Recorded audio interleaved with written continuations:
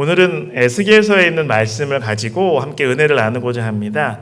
에스겔 1장 26절부터요 2장 7절까지 있는 말씀을 보겠습니다. 구약성경 에스겔 1장 26절부터 2장 7절에 있는 말씀을 가지고 내가 너를 보내노라 라는 제목으로 은혜를 나누고자 합니다. 오늘 본문의 말씀을 같이 읽어보시겠습니다. 그렇게 길지 않고요. 먼저 에스겔 1장 26절부터 28절까지를 같이 읽겠습니다. 소리를 맞춰서 함께 읽으실까요? 그 머리 위에 있는 궁창 위에 보좌의 형상이 있는데 그 모양이 남보석 같고 그 보좌의 형상 위에 한 형상이 있어 사람의 모양 같더라. 내가 보니 그 허리 위의 모양은 단쇠 같아서 그 속과 주위가 불 같고 내가 보니 그 허리 아래의 모양도 불 같아서 사방으로 광채가 나며 그 사방 광채의 모양은 비 오는 날 구름에 있는 무지개 같으니 이는 여호와의 영광의 형상의 모양이라. 내가 보고 엎드려 말씀하시는 이의 음성을 들으니라. 아멘. 2장으로 넘어가겠습니다. 에스겔 2장 1절부터 7절까지 있는 말씀인데요. 여기는 한번 교독해 보실까요? 제가 홀수절 읽고 여러분 2절 읽으시면 좋겠습니다. 1절부터 제가 읽겠습니다. 그가 내게 이르시되 인자야 내 발로 일어서라. 내가 내게 말하리라 하시며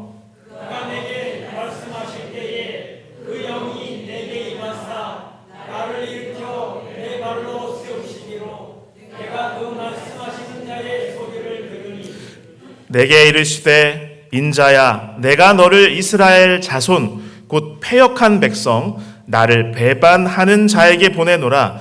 그들과 그 조상들이 내게 범죄하여 오늘까지 이르렀나니 이 자손은 얼굴이 뻔뻔하고 마음이 굳은 자니라. 내가 너를 그들에게 보내노니 너는 그들에게 이르기를 주 여호와의 말씀이 이러하시나 하라. 그들은 패역한 족속이라. 그들이 듣든지 아니 듣든지 그들 가운데에 선지자가 있음을 알지니라.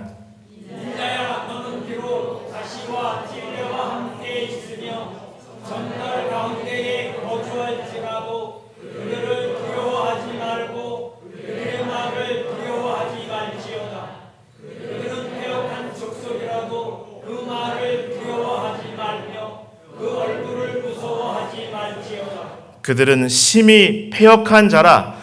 그들이 듣든지 아니 듣든지 너는 내 말로 고할지어다. 아멘.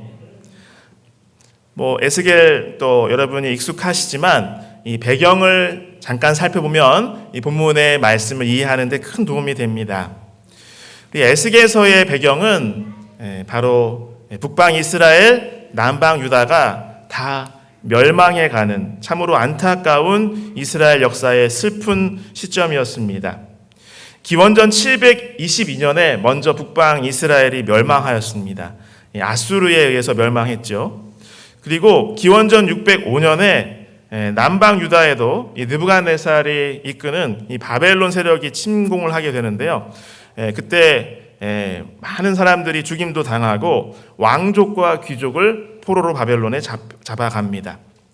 그 다음에 기원전 597년에 바벨론에서 예루살렘을 두 번째로 침공을 해요. 이때 바로 여호야긴 왕과 에스겔서의 저자인 선지자 에스겔을 포함한 1만 명의 방백들을 또 포로로 끌고 갑니다. 그리고 마침내 기원전 593년과 592년 그 사이에 그러니까 여호야긴 왕이 사로잡힌 지 이때가 5년째였습니다. 그때에 에스겔의 예언이 시작되게 되는데요.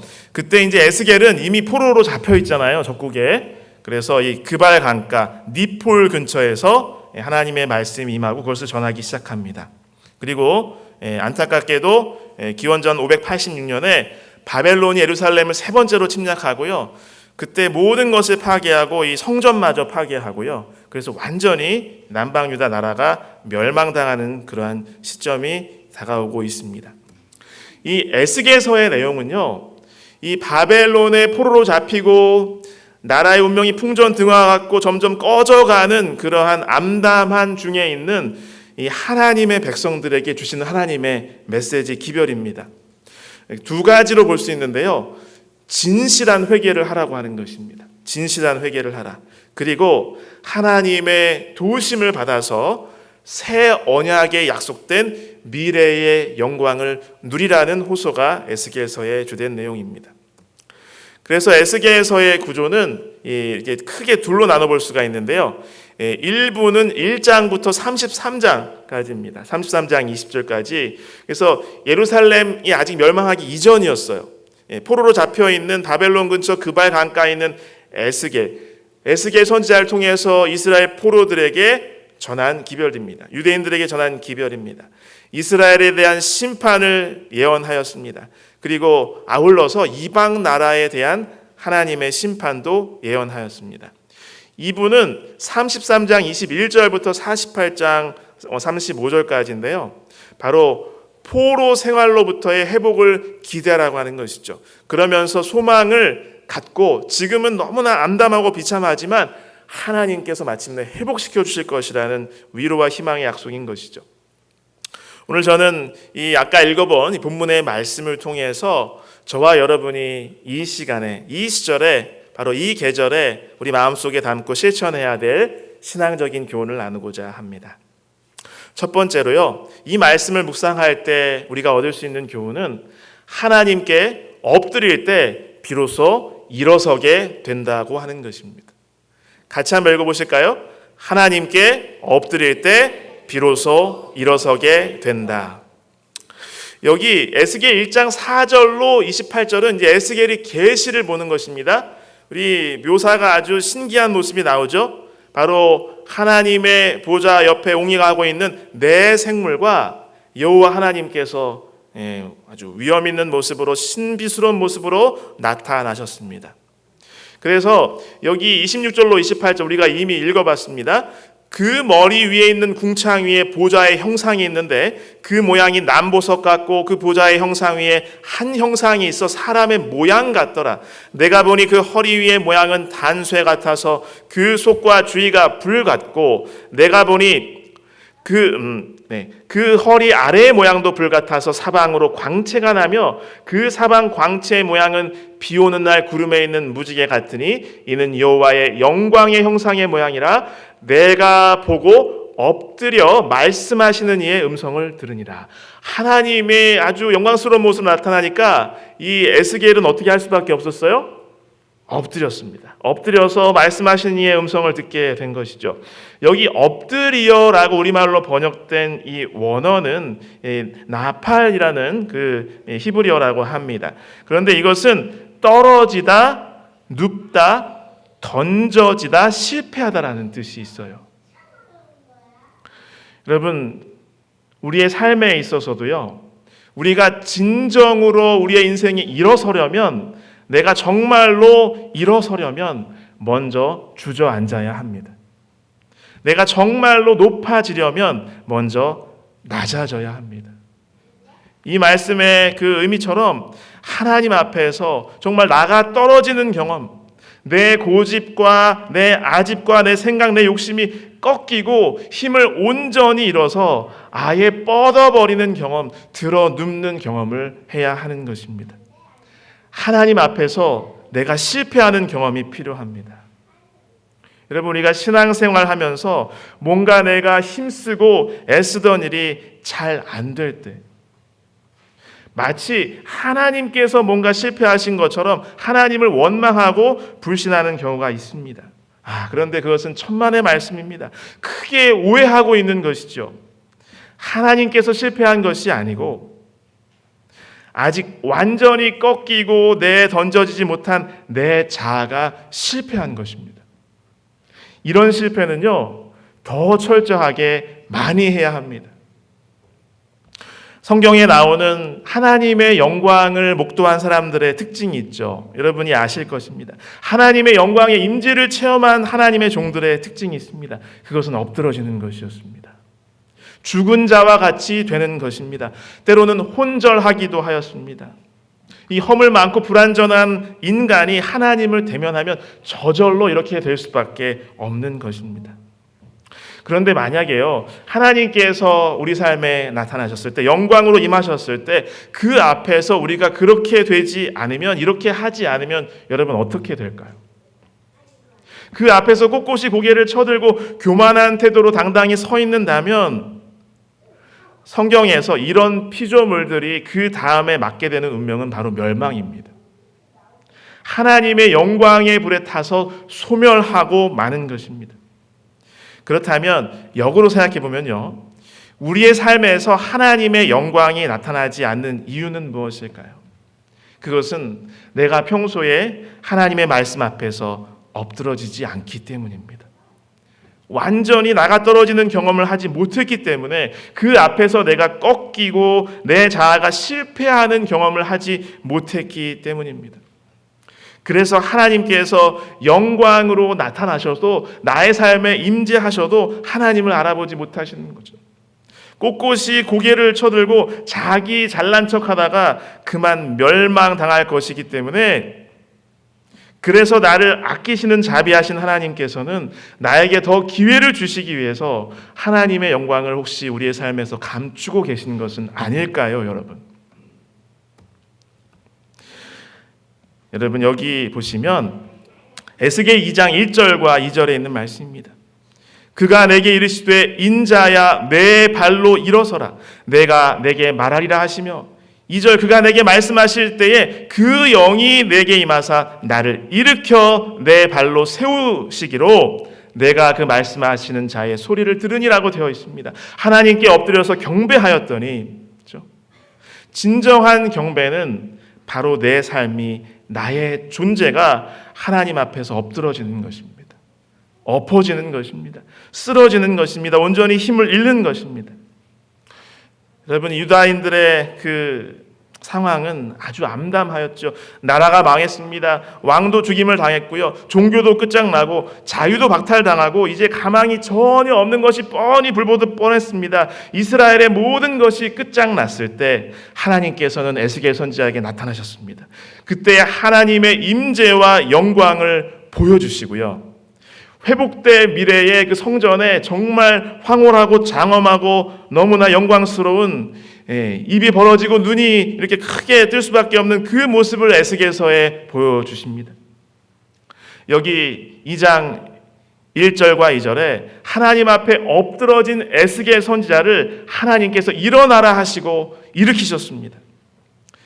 바로 그처럼 이제 비로소 자기의 교만함이 꺾여진 이스라엘 백성, 유다 백성을 이제는 하나님께서 일으키실 수 있는 시점이 된 것이죠. 하나님 앞에 엎드려 경배하였더니, 하나님 앞에 꺾여지고 실패하였더니 하나님께서 일어서라 명하시고 하나님의 성령이 나를 일으켜 세우셨습니다. 일어서게 하셨습니다. 여러분, 마태복음 18장 4절에 있는 말씀 잘 아시죠? 그러므로 누구든지 이 어린 아이와 같이 자기를 낮추는 사람이 천국에서 큰 자니라. 마태복음 23장 12절 누구든지 자기를 높이는 자는 낮아지고 누구든지 자기를 낮추는 자는 높아지리라. 베드로전서 5장 6절 함께 읽으실까요? 그러므로 하나님의 능하신 손 아래에서 겸손하라. 때가 되면 너희를 높이시리라. 빌립보서 2장 5절 말씀 여러분 참 좋아하시잖아요. 너희 안에 이 마음을 품으라 곧 그리스도 예수의 마음이니. 그 주님의 마음은 어떤 마음이에요? 모든 권리와 지위를 스스로 포기하시고 낮은 곳으로, 더 낮은 곳으로 내려오셔서 섬기시다가 죽기까지 복종하신 분이시잖아요. 여러분, 혹시나 내 인생이 제대로 일어서 있지 못하고 자꾸 주저앉고 쓰러지는 것 같이 느껴지신다면 그건 내가 정말로 쓰러지지 않아서입니다. 진정으로 하나님 앞에서 꺾여지고 엎드러지지 않아서인 것이죠. 그렇게 목이 곧고 뻣뻣하기 때문에 하나님께서 내 삶을 일으켜 세우시고 싶으신데 일으켜 세우실 수가 없는 것이에요. 여러분, 성경에서 목이 곧은 백성은 곧 어떤 백성이에요? 패역한 백성입니다. 하나님을 반역하는 백성입니다. 여러분, 혹시나 요즘 지쳐 쓰러졌다고 느껴지십니까? 내 인생이 주저앉았다고 느껴지십니까? 그렇다면 더 쓰러지시기를 주님의 이름으로 축원합니다. 완전히 뻗어버리시기를 축복합니다. 광야로 돌아가서 의지할 것이로고는 아무것도 없고 오직 하나님밖에 볼 수 없는 경험, 그런 태도로 하나님 앞에 엎드러지시길 간절히 바랍니다.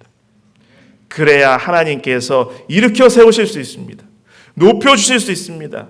그것이야말로 진정으로 우리의 삶이 일어서는 지름길임을 깨달으시길 간절히 바랍니다. 여러분, 내가 좌절하여 주저앉아 있다면, 가던 길을 멈추고 지쳐 쓰러져 있다면 하나님께 엎드리시길 간절히 바랍니다. 하나님께 기도하시길 바랍니다. 엎드리고 기도하는 것, 하나님을 예배하는 것입니다. 그때 하나님께서 비로소 우리를 일어서게 하실 것입니다. 그때 성령께서 나를 일으켜 세우실 것입니다.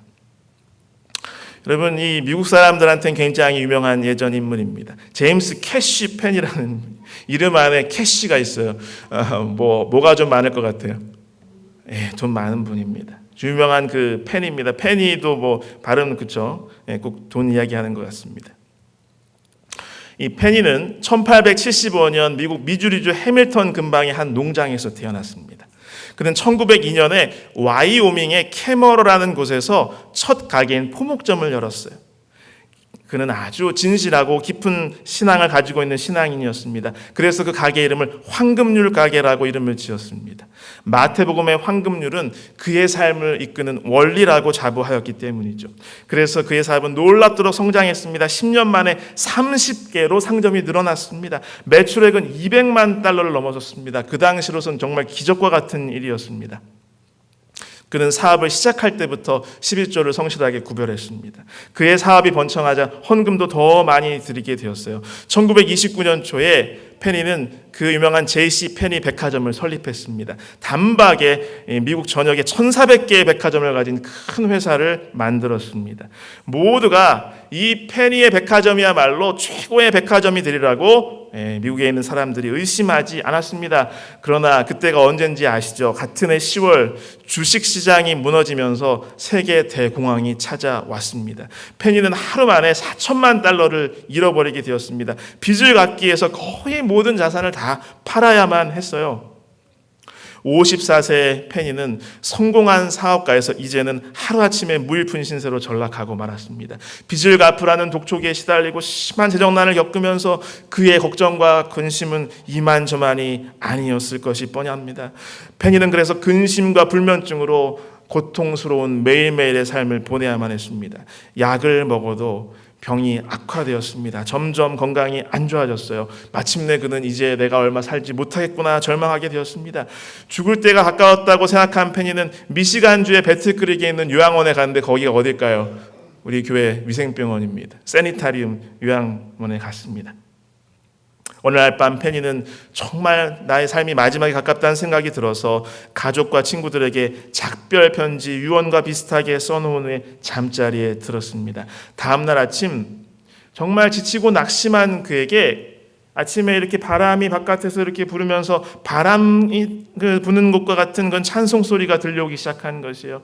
그래서 그는 무거운 몸을 이끌고 자신도 잘 모르게 소리가 나는 곳으로 이렇게 조금씩 해서 간신히 몸을 움직여서 찾아갔습니다. 어떤 작은 건물에서 기도회가 열리고 있었죠. 그런데 그래서 잠깐 살짝 가서 몸이 힘드니까 겨우겨우 걸어가서 뒷자리에 이렇게 앉았는데 매우 친숙한 찬송이 연주되고 있었습니다.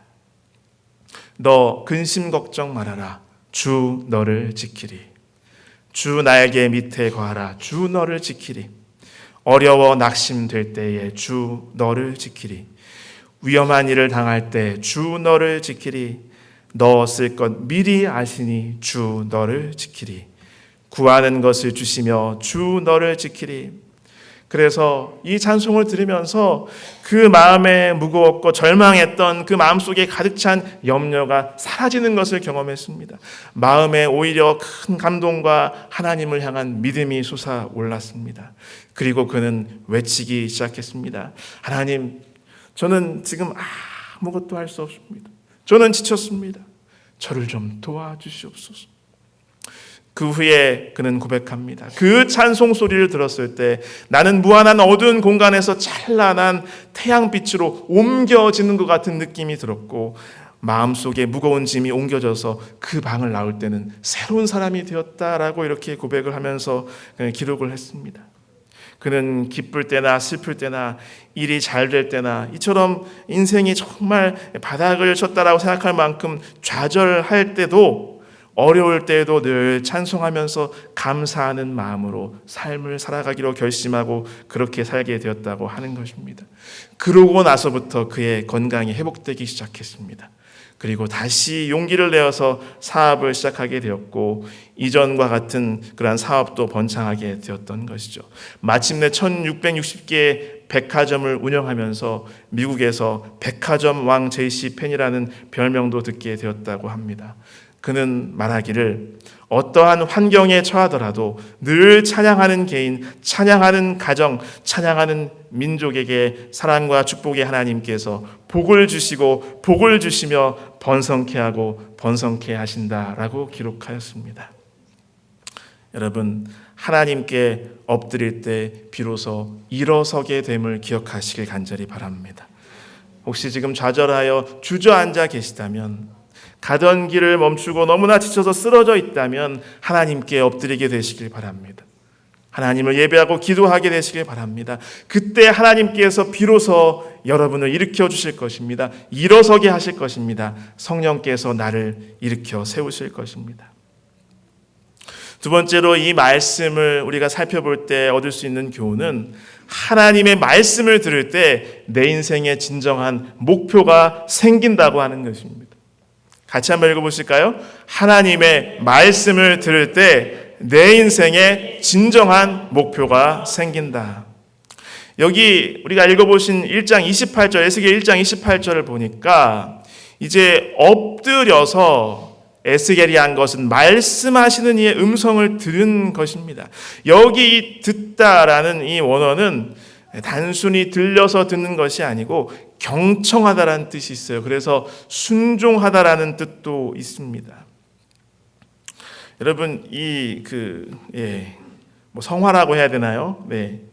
한 그 일러스트를 한번 보십시오. 여기 현대인들의 모습이 있습니다. 굉장히 바쁜 듯 삶을 살아가는 것 같아요.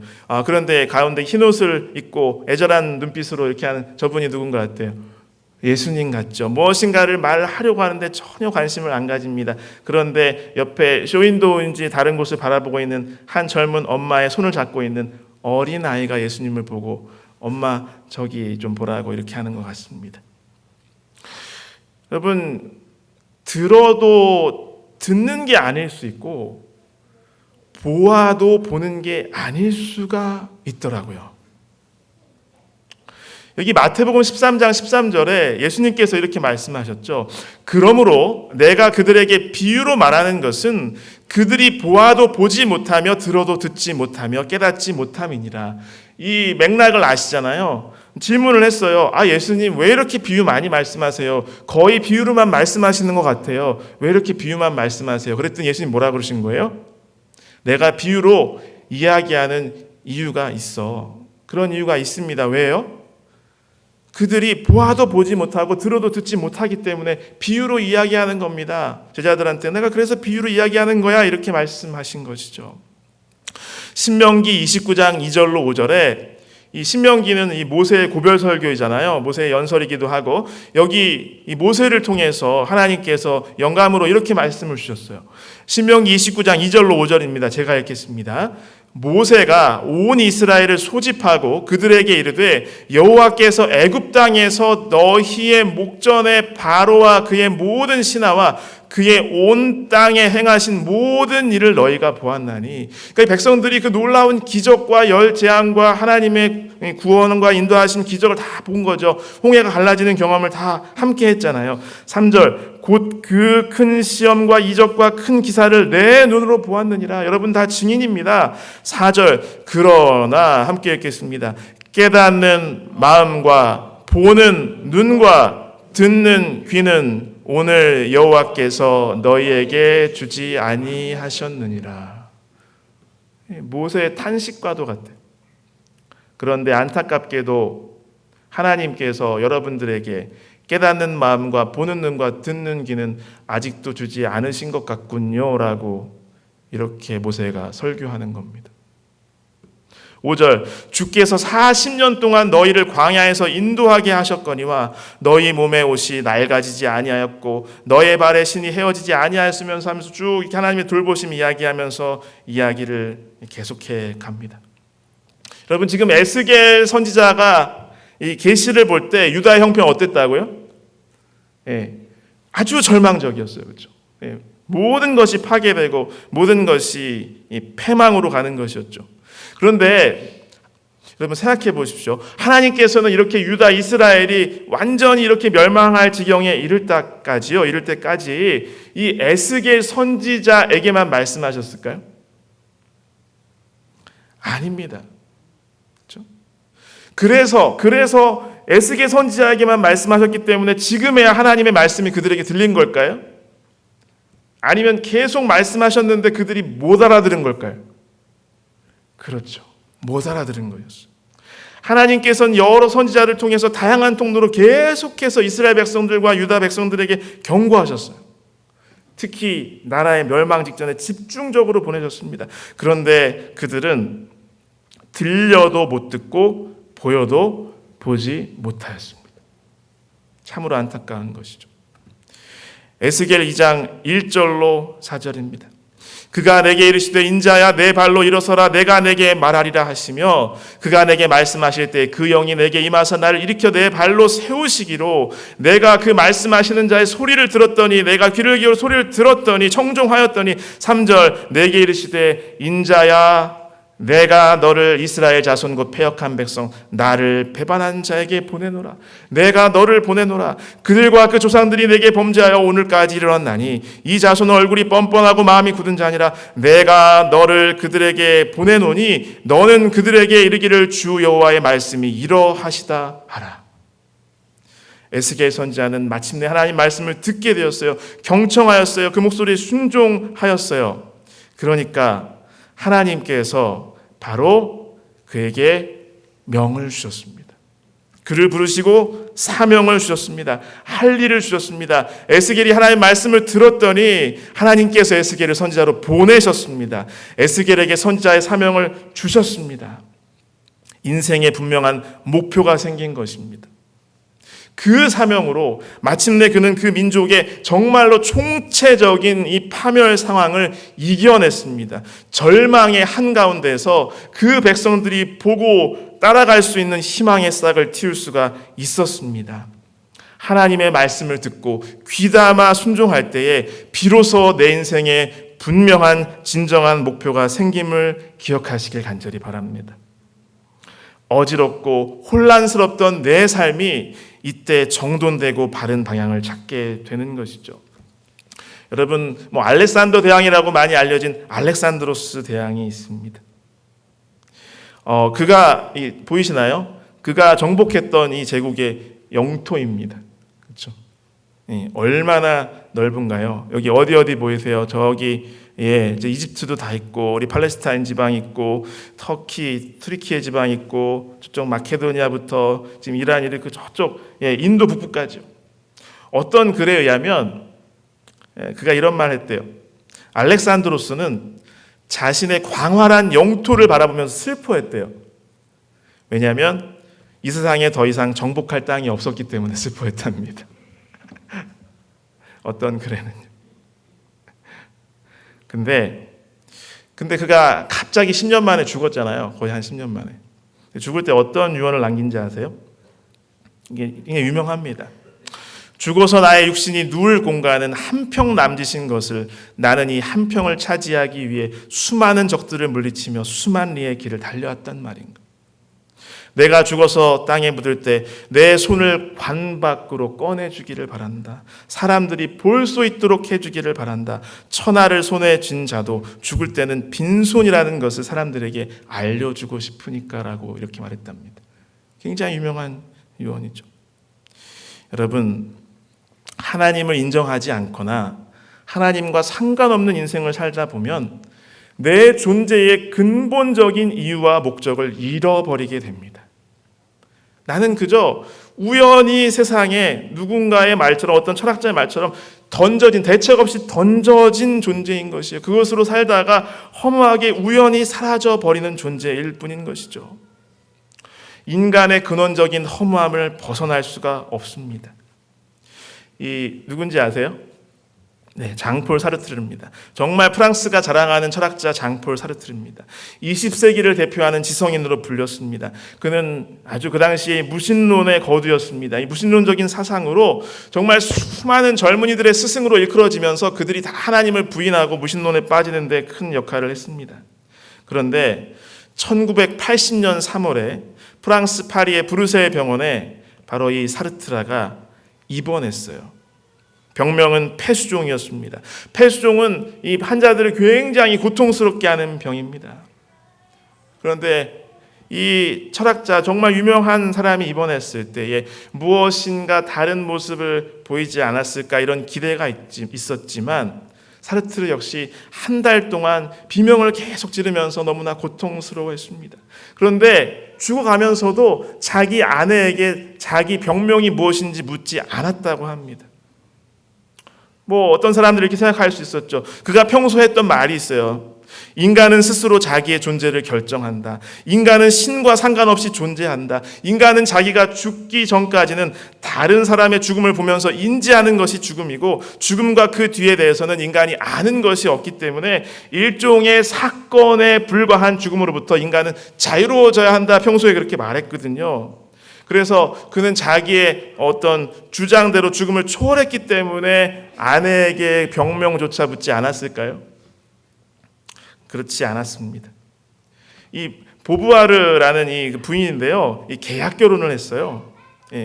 서로 묻질 않았어요. 자기도 죽음에 대한 공포 때문에 이 병명을 사르트르에게 알려주지 않았고요. 사르트르도 너무 이 죽음에 대한 불안과 공포 때문에 자기 병명을 물어보지 않았다고 하는 것입니다.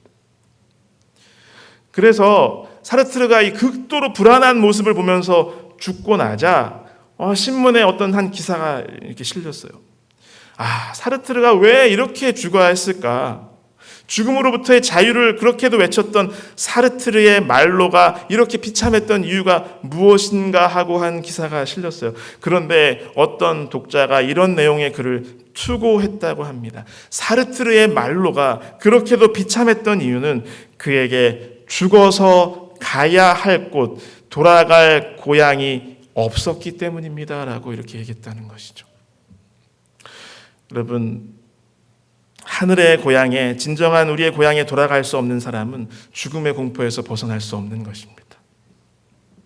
그러나 하나님께서는 우리에게 분명히 말씀하십니다. 시편 139편 여러분 많이 아시죠? 주께서 내 내장을 지으시며 나의 모태에서 나를 만드셨나이다. 내 형질이 이루어지기 전에 주의 눈이 보셨으며 나를 위하여 정한 날이 하루도 되기 전에 주의 책에 다 기록이 되었나이다. 하나님이여, 주의 생각이 내게 어찌 그리 보배로우신지요, 그 수가 어찌 그리 많은지요. 여러분, 저와 여러분, 하나님의 그 태초부터의 계획 속에서 존재한 그러한 소중한 존재임을 기억하시길 간절히 바랍니다. 이사야 44장 2절 여러분 잘 아시잖아요. 너를 만들고 너를 모태에서부터 지어낸 너를 도와줄 여호와가 이같이 말하노라. 나의 종 야곱, 내가 택한 여수르나 두려워하지 말라. 여러분, 우리의 삶은 하찮은 것이 절대로 아닙니다. 하나님께서 부르시고 사랑하시고 택하신 존재인 것이죠. 이사야 43장 1절 많이 아시잖아요. 너를 창조하신 여호와께서 지금 말씀하시느니라. 이스라엘아, 너를 지으신 이가 말씀하시느니라. 너는 두려워하지 말라. 내가 너를 구속하였고 내가 너를 지명하여 불렀나니 너는 내 것이라. 여러분, 기억하시길 간절히 바랍니다. 우리 선지자왕 536쪽에 이 말씀이 있어요. 저 많이 아시죠? 저는 이 말씀이 너무나 좋습니다. 같이 한번 읽어보실까요? 하나님께서는 당신의 크신 계획 속에 모든 국가와 모든 개인의 자리를 배정하셨다. 그렇다면 저와 여러분의 자리도 있을까요? 물론입니다. 여러분 기억하십시오. 잊지 마시기 바랍니다. 하나님께서는 분명한 계획과 분명한 이유와 분명한 목적을 가지고 나를 창조하셨음을 기억하시길 간절히 바랍니다. 그러므로 하나님의 말씀을 들으시길 바랍니다. 그리고 내 인생의 분명한 목표를 깨달으시기를 간절히 바랍니다. 하나님의 말씀을 들을 때에 내 인생에 진정한 목표가 생깁니다. 앞으로 내가 내 삶을 어떻게 살아야 될지 모르겠다면, 내 삶이 지금 너무나 어지럽고 혼란스럽다고 생각된다면 하나님의 말씀을 귀담아 들을 때입니다. 그때 내 인생의 분명한 목표를 찾게 될 것입니다. 나를 위해서 준비하신 하나님의 사명을 찾게 될 것입니다. 그것을 다 찾으시는 이 안식일 되시길 간절히 바랍니다. 마지막으로 이 말씀을 통해서 우리가 깨달아야 될 교훈은 바로 사람을 두려워하지 말고 하나님의 명령을 수행하라라고 하는 것입니다. 같이 읽겠습니다. 사람을 두려워하지 말고 하나님의 명령을 수행하라. 여기 아까 우리 읽어봤죠. 제가 얼른 읽겠습니다. 에스겔 2장 4절로 7절입니다. 이 자손은 얼굴이 뻔뻔하고 마음이 굳은 자니라. 내가 너를 그들에게 보내노니 너는 그들에게 이르기를 주 여호와의 말씀이 이러하시다 하라. 그들은 패역한 족속이라. 그들이 듣든지 아니 듣든지 그들 가운데 선지자가 있음을 알지니라. 인자야, 너는 비록 가시와 찔레와 함께 있으며 전갈 가운데 거주할지라도 그들을 두려워하지 말고 그들의 말을 두려워하지 말지어다. 그들은 패역한 족속이라도 그 말을 두려워하지 말며 그 얼굴을 무서워하지 말지어다. 그들은 심히 패역한 자라. 그들이 듣든지 아니 듣든지 너는 내 말로 고할지어다. 그렇습니다. 사람을 두려워하지 말라고 하셨어요. 그런데 우리가 흔히 말하듯이 제일 무서운 게 사람이라고 하잖아요. 그렇죠? 우리가 사람 때문에 실망하고 사람 때문에 상처 입고 사람 때문에 병나고 사람 때문에 죽는 것 같아요. 그런데 이렇게 사람의 눈을 의식하고 사람 말에 신경 쓰고 사람을 무서워하는 그러한 태도로 살다 보면 어떻게 돼요? 결국 방황하고 좌절하고 낭망하고 그 사람과 함께 멸망할 수밖에 없습니다. 그러므로 진정하고 평안과 행복이 있는 그런 삶을 살려면 사람을 두려워하지 않는 삶을 살아야 하는 것이죠. 여러분, 어떻게 그런 삶을 살 수 있을지 이 본문이 우리에게 말해주고 있습니다. 바로 하나님의 권능을 체험한 사람은 사람을 두려워하지 않게 됩니다. 하나님의 사명을 깨달은 사람은 사람을 두려워하지 않게 됩니다. 하나님의 명령에 순종하는 사람은 사람을 두려워하지 않게 됩니다. 여러분, 우리가 주님의 명령을 수행하고 사람을 두려워하지 않고 하나님과 동행하게 되시길 간절히 바랍니다. 여기 시편 118편 6절에 있는 말씀 아시죠? 같이 읽겠습니다. 여호와는 내 편이시라. 내가 두려워하지 아니하리니 사람이 내게 어찌할까? 여러분, 마음이 불안하고 안정이 되지 않으시거든 이 말씀을 읽고 암송하게 되시길 바랍니다. 여러분, 우리 기독교계의 명언 중에 나와 하나님이면 절대 다수이다라는 말이 있습니다. 나와 하나님이면 절대 다수이다. 그 누구도 내 편이 되지 않고 나의 목적을 오히려 방해하고 비웃더라도 내가 하나님과 같은 편이면 누가 다수라고요? 내가 다수인 것입니다. 여러분 잘 아시잖아요. 열왕기야 6장 15절로 16절 하나님의 사람의 사환이 일찍 일어나서 나가보니 군사와 말과 병거가 성읍을 에워쌌는지라. 그의 사환이 엘리사에게 말하되 내 주여 우리가 어찌하리까 하니 16절 같이 읽겠습니다. 대답하되 두려워하지 말라. 우리와 함께한 자가 그들과 함께한 자보다 많으니라 하고. 여러분, 우리와 함께한 자가 그들과 함께한 자보다 많다는 사실을 기억하시길 간절히 바랍니다. 여러분, 때때로 우리 삶의 여러 장애와 어려움이 마치 소년 다윗을 찢어 죽일 듯이 달려오는 거인 골리앗처럼 보일 때도 있어요. 그러나 승리는 누가 했어요? 다윗이 했죠. 다윗의 이 고백 우리 마음에 새기게 되기를 원합니다. 사무엘상 17장 45절 47절입니다. 다윗이 블레셋 사람에게 이르되 너는 칼과 창과 단창으로 내게 나아오거니와 나는 만군의 여호와의 이름 곧 내가 모욕하는 이스라엘 군대의 하나님의 이름으로 내게 나아가노라. 오늘 여호와께서 너를 내 손에 넘기시리니 내가 너를 쳐서 내 목을 베고 블레셋 군대의 시체를 오늘 공중의 새와 땅의 들짐승에게 주어 온 땅으로 이스라엘의 하나님이 계신 줄 알게 하겠고 또 여호와의 구원하심이 칼과 창에 있지 아니함을 이 무리에게 알게 하리라. 전쟁은 여호와께 속한 것인즉 그가 너희를 우리 손에 넘기시리라. 전쟁이 하나님께 속했음을 기억하시길 간절히 바랍니다. 시편 118편 6절로 12절입니다. 여호와는 내 편이시라 내가 두려워하지 아니하리니 사람이 내게 어찌할까. 여호와께서 내 편이 되사 나를 돕는 자들 중에 계시니 그러므로 나를 미워하는 자들에게 보응하시는 것을 내가 보리로다. 여호와께 피하는 것이 사람을 신뢰하는 것보다 나으며 여호와께 피하는 것이 고관들을 신뢰하는 것보다 낫도다. 문나라가 나를 애워쌌으니 내가 여호와의 이름으로 그들을 끊으리로다. 그들이 나를 애워싸고 내가 여호와의 이름으로 그들을 끊으리로다. 그들이 벌들처럼 나를 애워쌌으나 가시덤불에 불같이 타 없어졌으니 내가 여호와의 이름으로 그들을 끊으리로다. 장애와 어려움 앞에서 내가 여호와의 이름으로 그들을 끊으리로다 외치시길 간절히 바랍니다. 여러분, 에이브러햄 링컨 대통령 너무나 잘 아시죠? 그 유명한 일화가 있습니다. 이전에 남북전쟁 할 때에 이 북군은 이 노예 해방을 지지했죠. 그러한 대의 명분도 있었습니다. 그런데 처음에 계속해서 패배하였어요.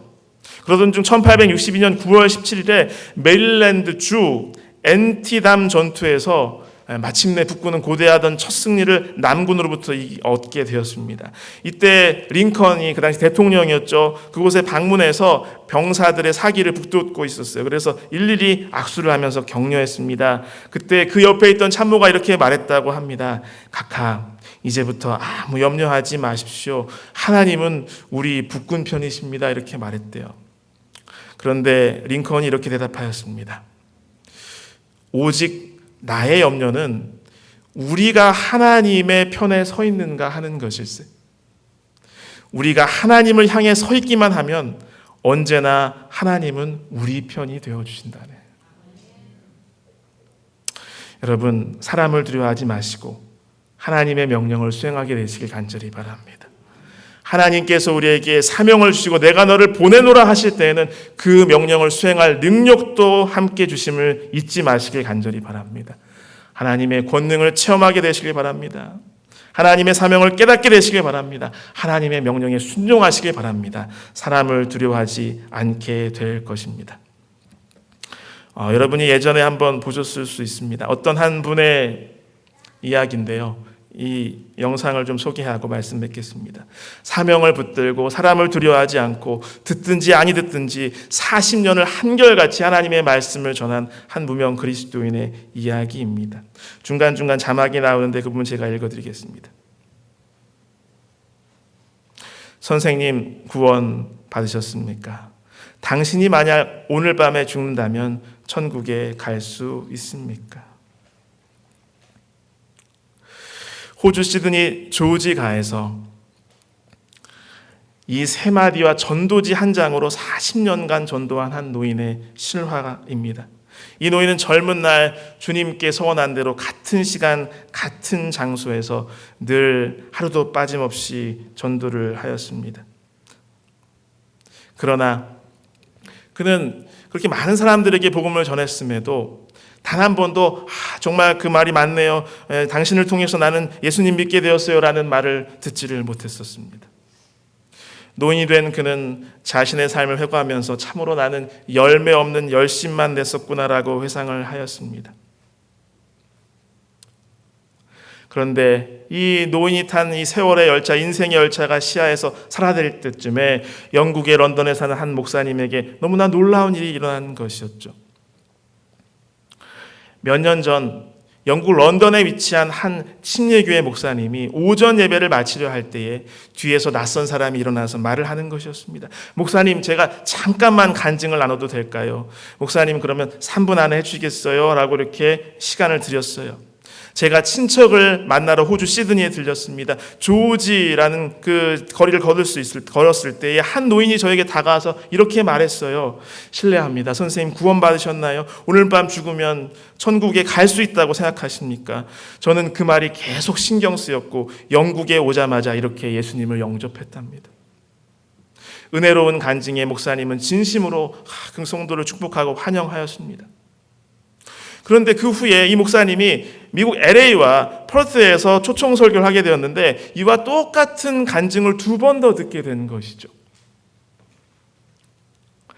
이 목사님은 다시 영국에서 이 말씀을 전하게 되었는데요. 예배 후에 4명의 노인이 그에게 찾아와서 말하는 것이었습니다. 원래는 음향이 있는데 안 들려도 상관없습니다. 우리도 각각 25년, 지금으로부터 35년 전에 똑같은 그 노인을 만났습니다. 그분한테 질문을 받고 그것이 마음에 걸려서 결국 예수님 믿게 되었습니다. 그 다음에 캐러비안 선교대회에 참석해서 이 간증을 나눴어요. 이런 일이 있었다 그랬더니 그걸 듣던 3명의 선교사가 와서 우리도 이 사람은 15년 전, 이 사람은 25년 전에 호주에 갔었습니다. 시드니에 갔었어요. 그 노인 만났어요. 그것이 계기가 돼서 예수님 영접하고 지금 선교사로 봉사하고 있습니다.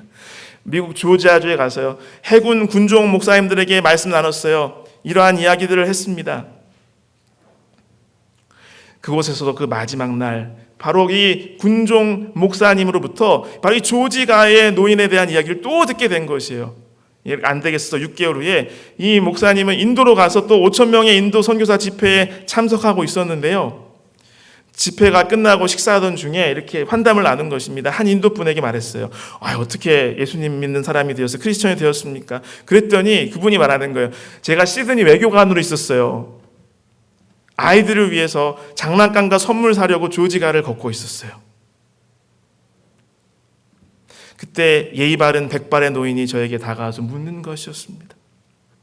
실례합니다. 선생님 구원 받으셨나요? 오늘 밤 돌아가신다면 천국에 나는 갈 수 있다고 확신하십니까? 8개월 지났습니다. 그 목사님이 드디어 호주 시드니에 온 것이었어요. 그래서 물어봤어요. 혹시 조지가에서 전도하시는 그 어르신 아십니까? 그러니까 이제 수습을 하니까 답이 왔어요. 제너라는 분인데 지금은 너무 많이 늙으셔서 더 이상 그 사역하지 않습니다. 그래서 그는 찾아갔습니다. 그의 아파트 찾아가 마침내 만났어요. 지난 3년 동안 있었던 일을 다 들려준 것이었습니다. 들어보니 그 제너는 젊은 날 해병 생활하면서 방탕한 삶을 살았던 거예요. 그것을 정리하고 예수님 만난 다음에 그 은혜를 갚기 위해서 매일 10명에게 전도하리라고 다짐했다는 것입니다. 40년이 지난 지금 계속 그렇게 해왔지만은 이제 나의 삶이 끝나갔는데 어떤 구원의 영혼의 열매도 없이 하나님을 다시 뵐 수 있을까 이렇게 생각했는데 이 목사님으로부터 그 이야기를 들은 거예요. 너무나 뜨거운 감동의 눈물을 흘렸습니다. 그리고 2주 후에 주님의 품 안에서 잠들게 되었습니다. 이 목사님이 확인하니까 3년 동안 확인하니까 무려 14만 6천 명이 이분에게 들은 그게 계기가 되어서 예수님 영접하게 되었던 것입니다.